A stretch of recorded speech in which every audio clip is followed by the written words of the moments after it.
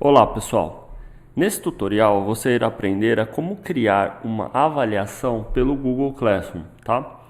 A ideia aqui é você montar uma prova, uma avaliação utilizando as ferramentas que a gente tem disponível. Então, primeira coisa, eu vou entrar aqui em uma disciplina, né? Vou em atividades e clico em criar.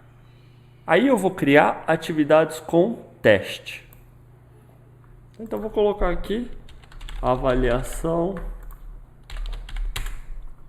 1, tá? Depois que eu criei aqui a avaliação 1, vocês podem observar que criou aqui embaixo um quiz de formulários do Google. Basta eu clicar aqui nesse formulário e ele vai disponibilizar aqui para mim, então, um formulário para que eu possa preparar a minha prova. Então, eu vou colocar avaliação, disciplina 1, tá?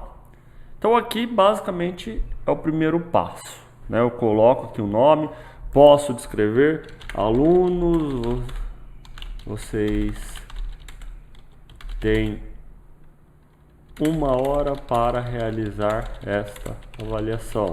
E eu coloco aqui as informações que eu quiser dar para os meus alunos. Aí, embaixo dessa descrição aqui tem as questões. É justamente aqui que a gente vai trabalhar mais, tá? Primeiro, se eu quiser colocar uma questão de múltipla escolha, eu tenho que colocar então aqui quanto é 2 mais 2? Então essa é a minha questão, a minha pergunta. Em opções, eu tenho que colocar as respostas. Então, 2, 3, 4 e 5. Vou falar, essa questão é obrigatória? Posso marcar ela como obrigatória aqui embaixo. E aí, aqui embaixo tem a opção chave de resposta. Em chave de resposta, quando eu clico, eu tenho que apontar qual é a questão correta. Marco qual é a correta e marco quanto vale essa questão. Por exemplo, vale 20 pontos numa prova de 0 a 100. Se for 0 a 10, 2 pontos. Eu posso também colocar feedback da resposta. Então aqui embaixo eu tenho a opção de adicionar feedback da resposta para as respostas incorretas e para as respostas corretas. Não é obrigatório colocar o feedback, mas caso você queira, você pode inserir, tá? Então, finalizei aqui, coloco como concluído. Aí, ao lado aqui do obrigatório tem 3 pontinhos. Se eu clicar em 3 pontinhos, eu tenho uma opção que pode ajudar a gente aqui, que é ordenar as opções aleatoriamente. Quando eu seleciono essa opção, ordenar as opções aleatoriamente, os alunos irão ver essas respostas de forma aleatória. Então vai ter, às vezes vai iniciar o 3, o 2, o 4, o 5, às vezes diferente.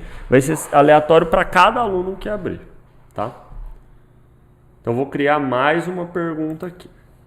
Posso colocar mais uma pergunta.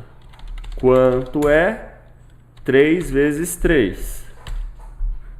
Coloco lá. 3, 5, 9, 12. Preciso sempre marcar, se for obrigatório, marcar aqui como obrigatório. E vir aqui em chave de resposta, selecionando qual que é. Teve um errinho ali, eu tenho que corrigir. Então, marcando aqui a chave de resposta, que qual é a correta. E aí a mesma coisa, eu adiciono um feedback da resposta com respostas incorretas e as respostas corretas. Tá? Qual é esse feedback? Eu tenho outras opções aqui que a gente pode explorar um pouquinho. Caixa de seleção para o aluno selecionar mais do que uma opção. Mas a gente tem também as respostas dissertativas, que também podem ser inseridas aqui. Que é quando eu coloco aqui parágrafo.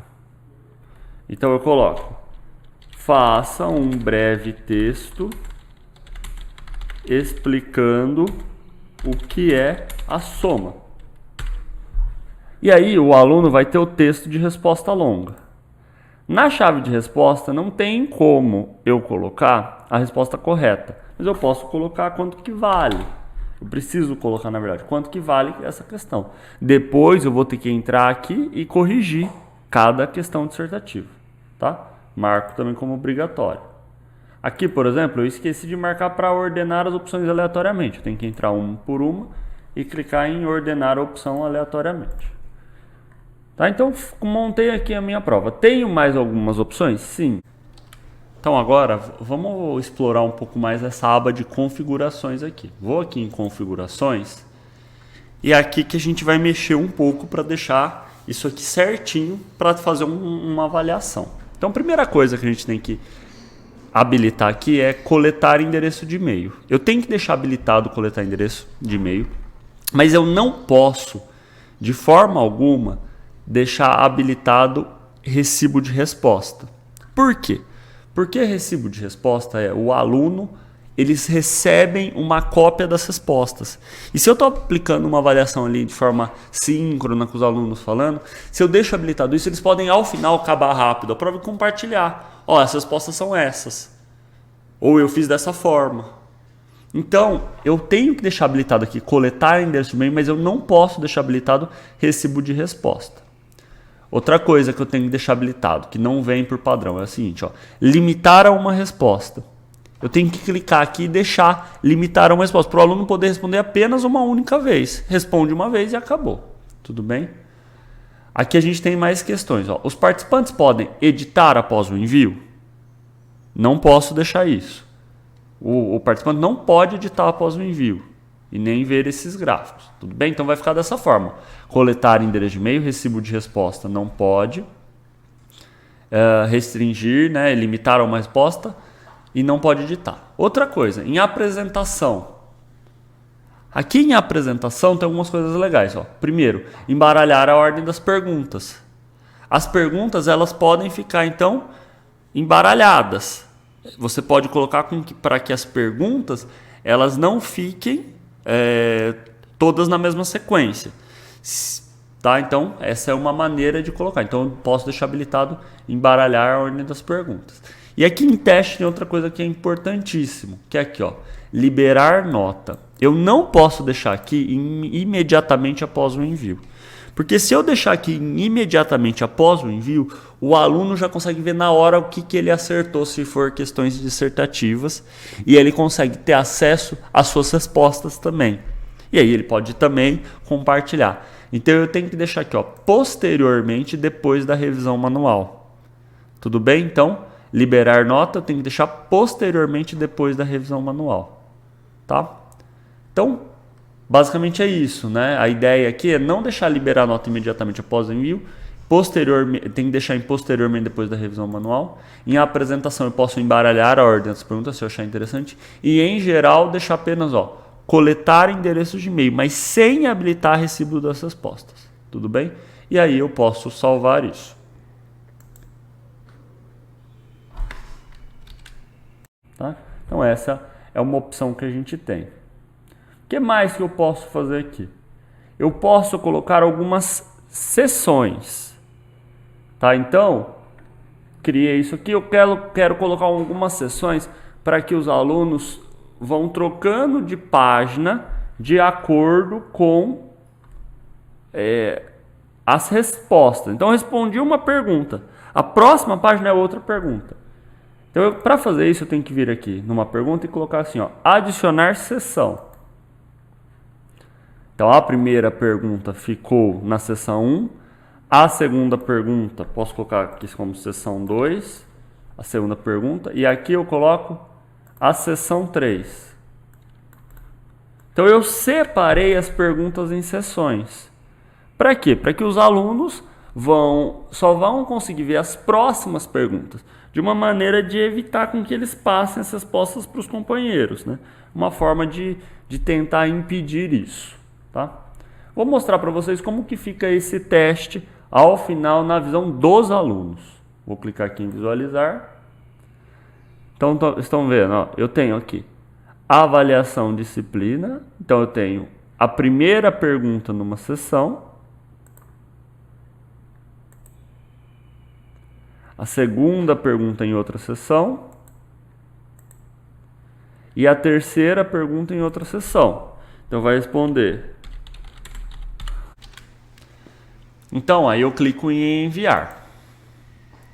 E aí, como vocês percebem aqui, o aluno não consegue ver as respostas, receber quais são as respostas corretas, nada disso. Simplesmente enviou. Tudo bem? Então, para que fique dessa forma, ele não tem acesso só depois que for feita a correção ou que o professor disponibilizar. Como vocês perceberam aqui, não ocorreu as perguntas de forma aleatória. Por quê? Porque quando a gente quebra em seções, aqui, torna fixo essa sequência. Então veio a seção 1, a seção 2, a seção 3. Se eu quisesse embaralhar as respostas, tornar isso aleatório, eu precisaria estar todas numa mesma seção ou colocar mais de uma pergunta na seção, porque aí ele embaralharia dentro de cada seção, tornaria aleatório ali dentro de cada seção. Então, 3 perguntas dentro de uma seção seria aleatório a ordem. Ou todas as perguntas dentro de uma única seção também tornaria aleatório essa sequência. Aí tem que ser avaliado qual que é a melhor forma para que a prova seja feita e para que esse compartilhamento de respostas seja mais dificultado. Tudo bem? Finalizei essa parte, eu volto aqui para atividades de disciplina, né, da disciplina, e eu tenho que clicar aqui em criar atividade ou programar atividade ou salvar rascunho.